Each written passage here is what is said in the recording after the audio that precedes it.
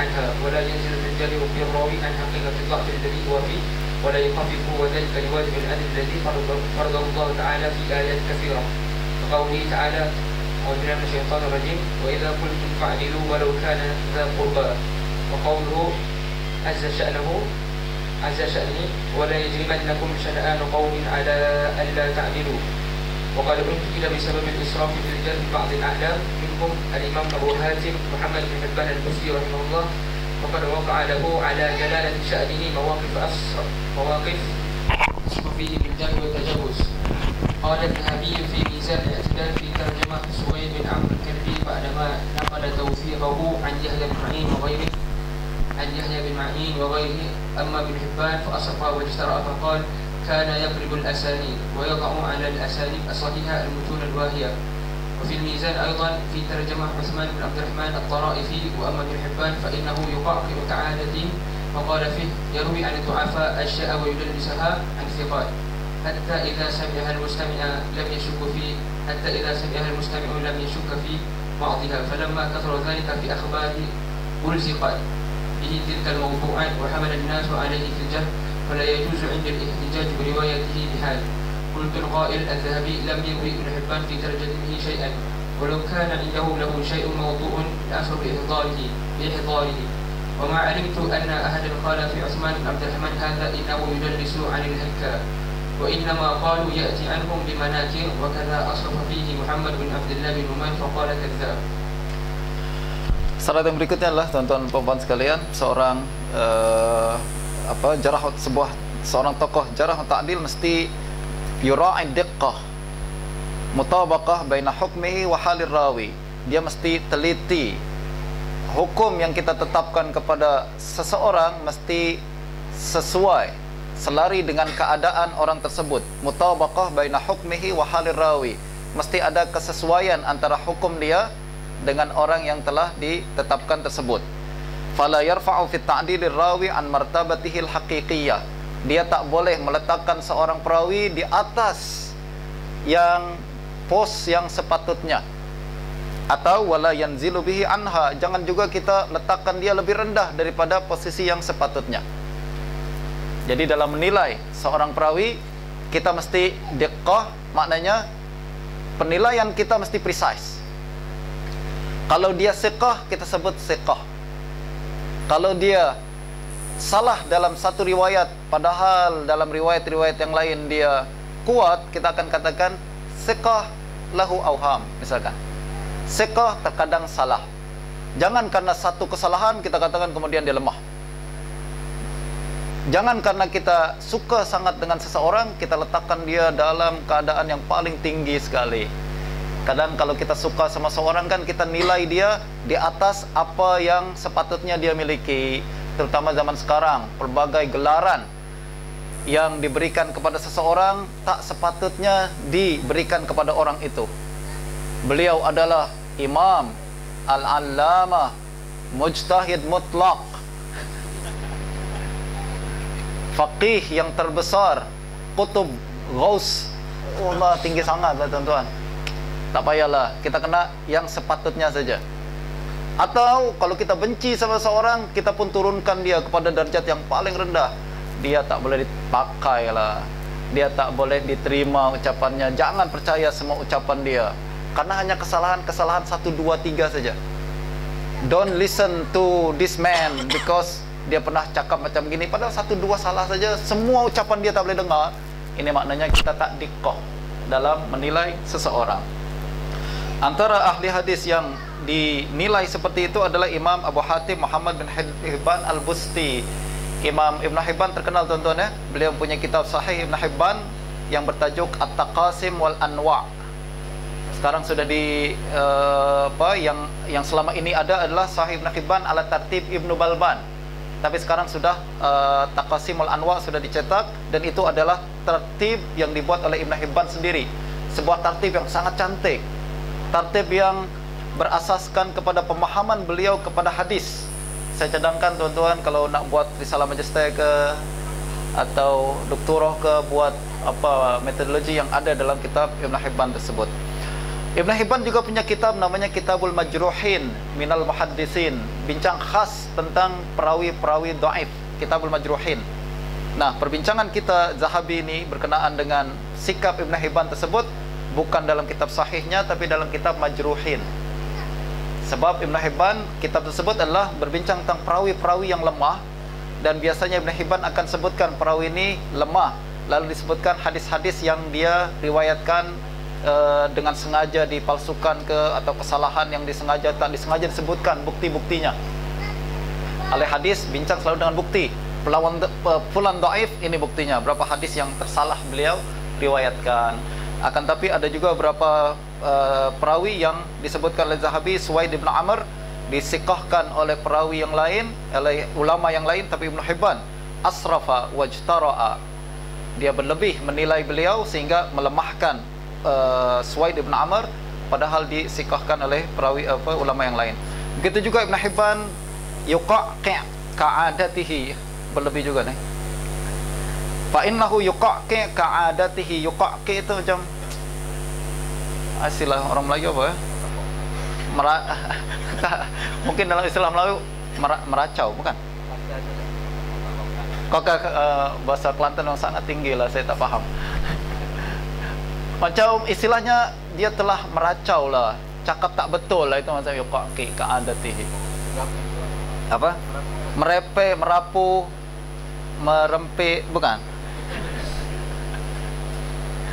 Itu yuqaqi ka'adatihi. Utsman bin Abdurrahman At-Taraifi, Ibn Hibban melemahkan dia, padahal ramai ulama yang mensahihkan dan menilainya thiqah. Nah ini antara, tapi ini bukan makna semua ucapan Ibn Hibban kita buang semua, tak.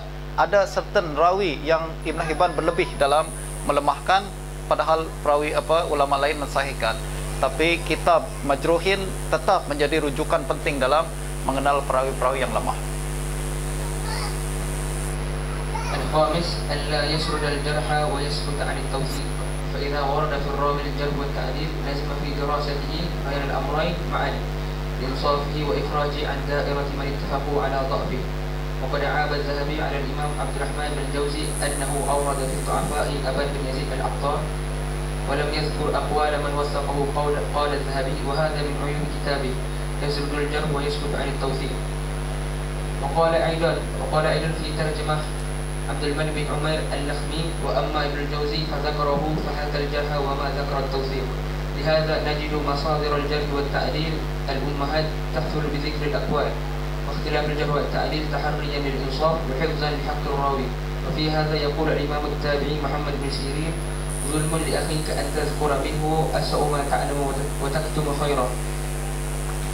Berikutnya adalah alla yasrudal jarh wa yasqutu an tawsik. Kadang satu perawi, sebagian sekumpulan ulama menguatkan dia, menilainya thiqah, sekumpulan yang lain menilainya lemah.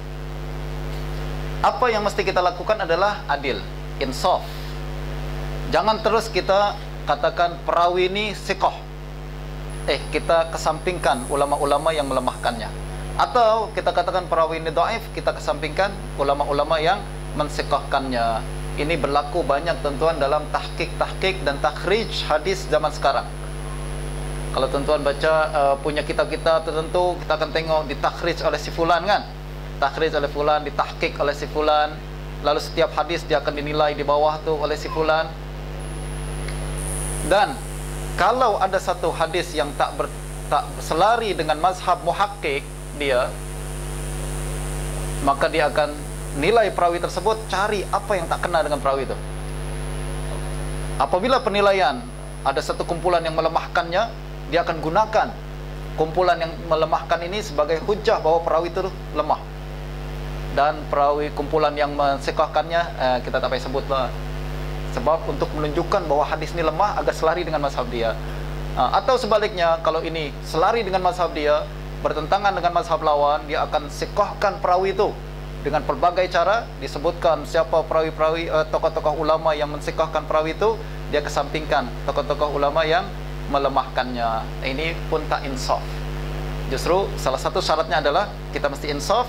Kalau ada seorang perawi yang dinilai secara berlainan, maka kita kena sebutkan mana yang mensiqahkan dan mana yang melemahkan. nanti akan ada bahasan tersendiri di dalam buku ini berkenaan dengan ta'arudul aqwal. Ta'arud, pertentangan antara perawi dengan ahli hadis berkenaan dengan hukum terhadap perawi tersebut dan bagaimana sikap kita berkenaan dengannya.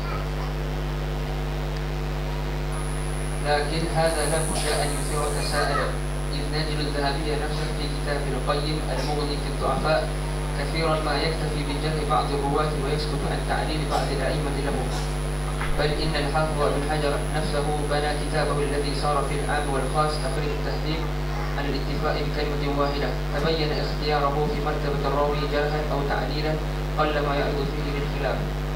والجواب أن حاجة طلبة العلم قد مست كثيرا لتسهيل هذا العلم لعجزهم عن الاختيار إذا ذكر الجرح والتعديل معا وتشوشهم في معرفة حال الراوي، فوضعت بذلك للغرب كتب مختصرة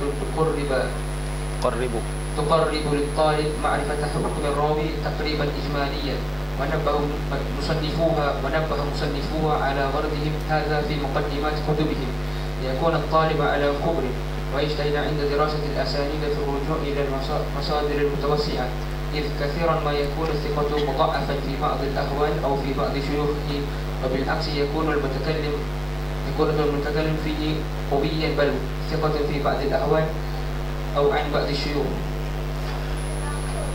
Kalau begitu Ustaz, ada soalan. Seorang perawi, kalau kita nak sebutkan semua orang yang berbincang tentang perkaranya panjang lah kan. Tapi kenapa ada kitab tertentu macam kitab-kitab yang mukhtasarat, kitab Zahabi dalam Mughni fi Du'afa, singkat saja tuan-tuan, satu jilid saja, kecil, disebut nama perawi, dia akan katakan dhaif.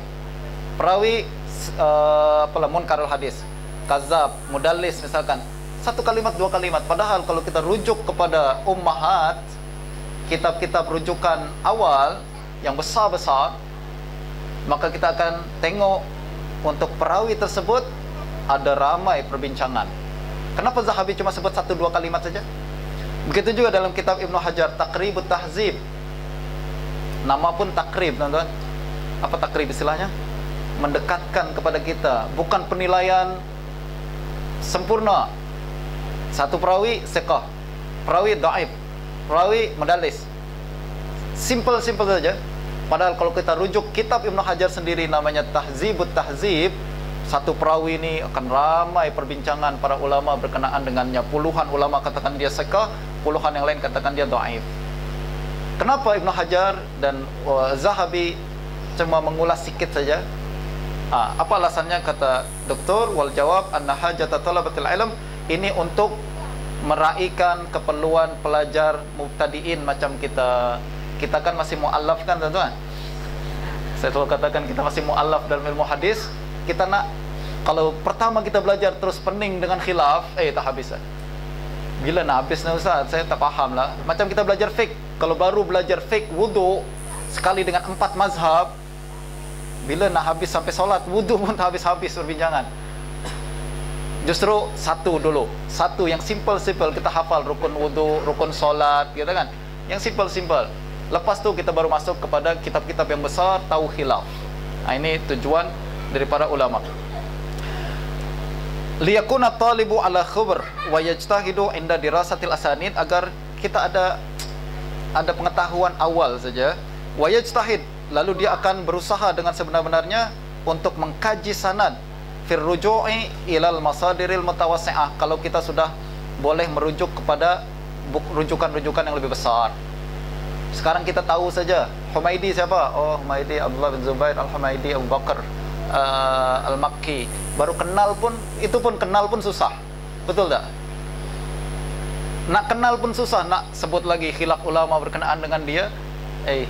Saya selalu buat tes kepada pelajar-pelajar saya di Singapura berkenaan dengan, awak boleh hafal perawi tak? Nama Zuhri sajalah hafal. Muhammad bin Muslim bin Ubaidillah bin Abdullah bin Shihab Az-Zuhri. Ada ingat tak? Muhammad bin Muslim bin Ubaidillah bin Abdullah bin Shihab Az-Zuhri, Abu Bakar. Itu pun nak hafal pun susah. Terpulang-pulang Ubaidullah ke dulu ke Abdullah. Atau Musarhad bin Musardad bin Musaddad Al-Asadi Al-Basri. Susah nak sebut. Kita kenal dulu lah, nanti khilaf berikutnya. Yang penting kita tahu Zuhri thiqah, Musaddad thiqah. itu pun dah hebat sangat lah. Zaman sekarang itu udah mustahil mutlak.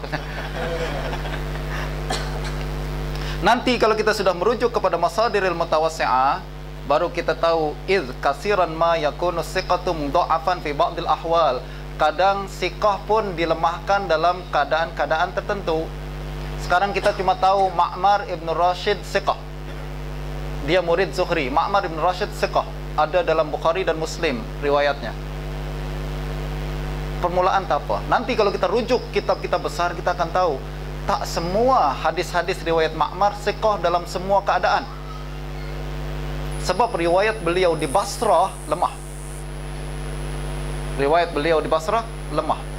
Auza'i siqah, Imam Abdurrahman bin Amr Auza'i di Syam, imam besar mujtahid, murid daripada kibar ulama, siqah. Tapi kalau dia meriwayatkan daripada Zuhri, lemah. Ini namanya siqah mudha'afan fi ba'dil ahwal atau fi ba'di syuyukhi. Ini yang tuan-tuan, kalau kita nak bagi awal-awal gini, kita pening kepala. Rujuk dulu Taqribut Tahzib, kita ada maklumat awaliyah berkenaan dengan perawi, tapi jangan berhenti di situ. Jangan terus kita baca takrib, ingat saya sudah kuasai ilmu rijal. Tak, awak belum, sikit bersikit. Ada orang yang baru belajar Matan Baiquniyah, hatam saya kata Matan Baiquniyah, saya sudah tahu semua ilmu mustalah. Ya ilaha illallah. Kalau kita nak belajar istilahnya ilmu mustalah, Matan Baiquniyah itu belum melangkah pun, baru setengah langkah. Untuk sampai kepada hujung menara sana masih jauh lagi, masih jauh. Jangan ingat kita baru belajar matan-matan kecil, kita ingat senang aja ilmu agama, senang. Saya pernah jumpa orang macam ini, belajar mustalah hadis, bagi saya 2 bulan saya sudah kuasai semua. Hebat, saya 10 tahun tak faham-faham apa-apanya. 2 bulan saja cuma tahu apa itu marfu, apa itu mauquf, apa itu munqati, si fulan siqah, si fulan dhaif, apa itu sahih, apa itu dhaif, saya tahu. 2 bulan saja, saya genius.